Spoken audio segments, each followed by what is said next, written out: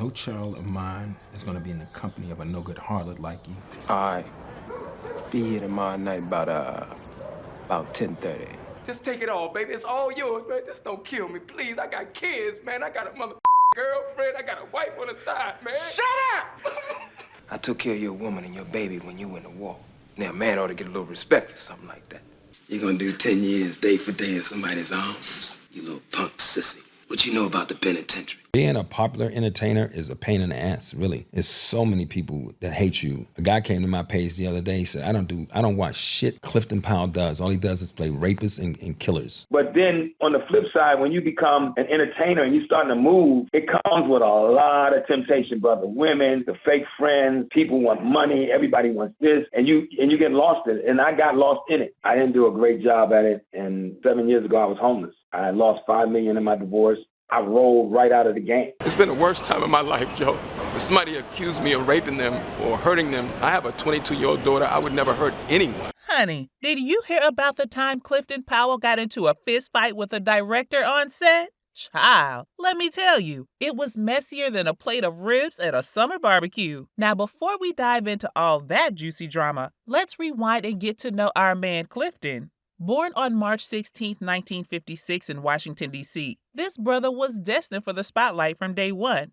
Growing up in the streets of the national capital. I grew up in Washington, D.C., Southeast D.C., as a matter of fact, tough area in D.C., and my mother died pretty tragically when I was 4, and my dad was what I would call a dysfunctional alcoholic. I was raising myself at 7. My babysitter had rats, so when I was 6 and a half, I told my dad, I said, if we move, I'm good. I don't need a babysitter. So at 7, I was raising myself. But my dad met a lady named Imogene Johnson, God rest her soul. She had a son named Daryl Harvey, who basically took me under his wing. He was probably 17 and I was 8. He just took care of me, was there when my dad wasn't there. And I grew up in a big apartment complex. It was huge. And, people in the neighborhood. And then back in the day, teachers would take you in, maybe bring you lunch. And so I had a lot of great teachers. But Daryl was really instrumental. And then my sister, God rest her soul, I spent the weekends at her house to get me out of the hood, to kind of expose me to another environment. Was raised with my sister's children. That's how I grew up, man. And it was just a blessing that I met Daryl, because where I lived, in Mayfair, Parkside area in D.C., and people from D.C. know that area, it was pretty rough. I was in church, every Sunday, and so they kept me out of trouble. I think that's why I'm sitting here, because if I hadn't got out of the hood, I probably wouldn't be sitting right here. I'd probably be locked up somewhere for real. Mm-hmm. Young Clifton learned early on how to command attention and tell a story.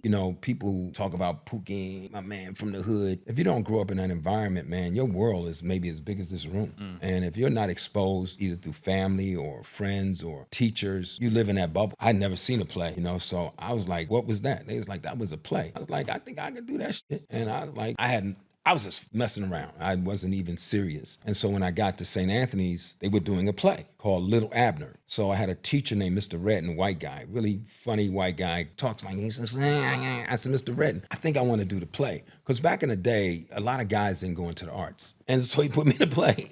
Little did he know, those skills would take him all the way to Hollywood and beyond. I wanted to be a football player. I never wanted to be an actor. So I never had a plan. I never imagined any of this. Clifton's journey to stardom wasn't no overnight success, child. This man paid his dues, starting with small roles in TV shows and movies in the 1980s. But let's talk about when Clifton really hit the big time. In 1993, our boy landed a role in the critically acclaimed film, Menace II Society. All right. Be here tomorrow night about 10:30. Now, that movie was grittier than sandpaper, and Clifton's performance as Chauncey was raw and real. It put him on the map, and Hollywood started to take notice. Remember that fist fight I mentioned earlier? Word on the street is that back in 2004, Clifton got into a heated argument with the director on the set of a low-budget film. Apparently, the director kept pushing Clifton to do take after take, and our boy wasn't having it. Next thing you know, fists were flying and security had to break it up. The incident made headlines, and for a hot minute, Clifton was known more for his temper than his talent. But child, that wasn't the end of Clifton's troubles. In 2013, a woman accused him of sexual assault, claiming he attacked her in a hotel room. Now, Clifton denied those allegations faster than a politician caught in a lie, but the damage was done. The case was eventually settled out of court, but it left a strain on Clifton's reputation that took years to fade. It's been the worst time of my life, Joe. If somebody accused me of raping them or hurting them, I have a 22-year-old daughter. I would never hurt anyone. And it's somebody I knew for a whole year. And I'm just glad that my fans, my family, TMZ, my attorneys supported me through this whole ordeal. It's been the most emotional ordeal I've ever been through since my father died in the 80s. I've lost work because of it. You know, my reputation has been basically ruined, and I have to go about the business of trying to fix my reputation. I feel like some jobs just went away. Some jobs, I was working one show, which I can't name. I thought I was going to be there about 7 or 8 episodes. After the second episode, it went away because people are reading on, certain sites, and I can't mention those sites because I may have to deal with those sites legally. They read it like I was arrested, accused, and already, framed. I mean, not framed, but guilty. And basically what it was a civil case, and sometimes people have to really do their research like you guys did. Talking about fisticuffs, Clifton had it in for Spike Lee at some point. Came in the studio, I'm playing around, Russ Parr said, yeah, you heard what Spike said? I ain't know, I was just talking shit. And then it got serious, and then I said, well, honestly, what I really feel, and just so everybody out there knows, Spike Lee went and apologized and talked with Tyler Perry. But what my beef is all the old heads coming out of New York and LA know Spike wasn't as righteous as he should have been, had people waiting a long time. He did a lot of things, didn't necessarily pay people the way they should have been paid. And I'm sure he's grown from that, if I could talk to him. But what I didn't like is an African-American man going to the crossover press, putting down another black man. Did I hear you say, whoa? Through it all, though, our boy kept hustling. He took on roles in Tyler Perry Productions. Take what you want, and you don't apologize to nobody about how you get it done. Showing his versatility by switching between drama and comedy. Listen, if the boat leaves and I'm not there, Uncle Lou got lucky tonight. Faster than a chameleon changing colors. And let's not forget his stellar performance in the biopic Ray. You know what, Ray? If we were like brothers, why are you paying Joe more than you're paying me? Where he played Jeff Brown alongside Jamie Foxx. That film earned him critical acclaim and proved that Clifton Powell was more than just a pretty face with a short fuse. And let's not forget about Clifton's personal life. The man has been married to his wife Kimberly for over 20 years, a lifetime by Hollywood standards. However, that came crashing down, allegedly thanks to Clifton. I ran around with a bunch of women. I was out of the house 80% of the time. We haven't talked about the hard part of my journey. And my ex-wife would get on me because I never set enough money aside for my kids so that I can give them the kind of financial cushion that some other nationalities give their kids. If I had just maybe listened to my ex-wife on those areas where I was lacking, but then on the flip side, when you become an entertainer and you're starting to move, it comes with a lot of temptation, brother. Women, the fake friends, people want money, everybody wants this, and you get lost in it. And I got lost in it. I didn't do a great job at it. And 7 years ago, I was homeless. I lost $5 million in my divorce. I rolled right out of the game. I had a lot of women. I was gambling a lot, to the tune of $30,000, $40,000, $50,000 a year. I had a wild life and I hit rock bottom. So I wasn't there for my kids like I should have. But I did have to go make a living. But I could have done a better job. I could have been gone 50% of the time and that other 30%. Now, I spent a lot of time with my kids and I was there, but I have to take my hat off to my ex-wife, Kimberly, who was there all the time. They've got 2 children together. If you haven't seen my daughter do Pinky, she's funnier than me ever. She even has the suit. She has a suit. Ladies, come meet my friend Craig.